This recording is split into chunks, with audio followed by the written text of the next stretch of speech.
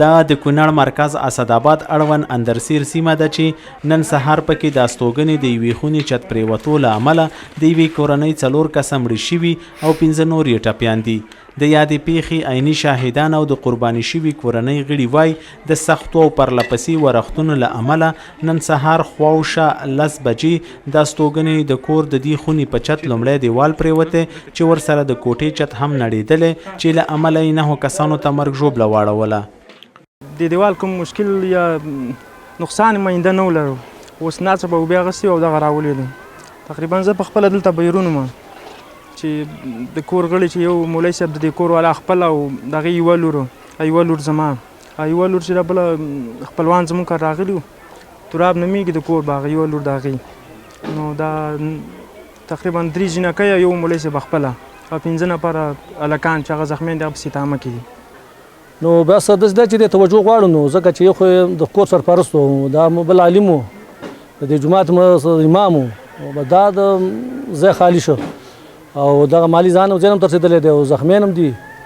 او کور هم داسې خپله یې نه دی، د حلال خلک پرې لګېدي اوس دا برغلې ده. نو دغه خامخا ده چې د کومک او همکاري وشي نو دی به لاس پورته شي انشاءالله.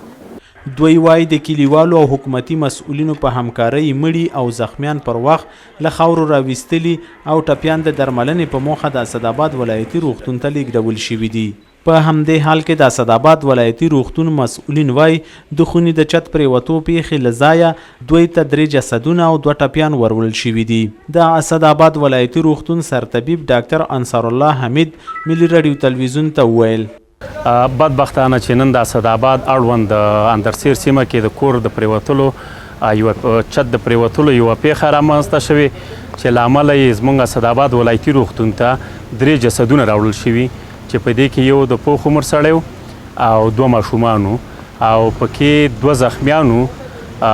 چې هغه موږ سره بستر دي د تداوی لاندې دي او صحت یې د اطمینان وړ دی. کونړ کې د پیښو پر وړاندې د مبارزې او چمتووالي اداره بیا وایي د تیرو ورځو پرلپسې ورښتونو له امله د کونړ په یو شمېر ولسوالیو کې خلکو ته مالي زیانونه هم اوښتي دي او د استوګنو کورونو سربیره، سربندونه، کروندې او عامه ځایونه هم ویجاړ او زیانمن شوي دي.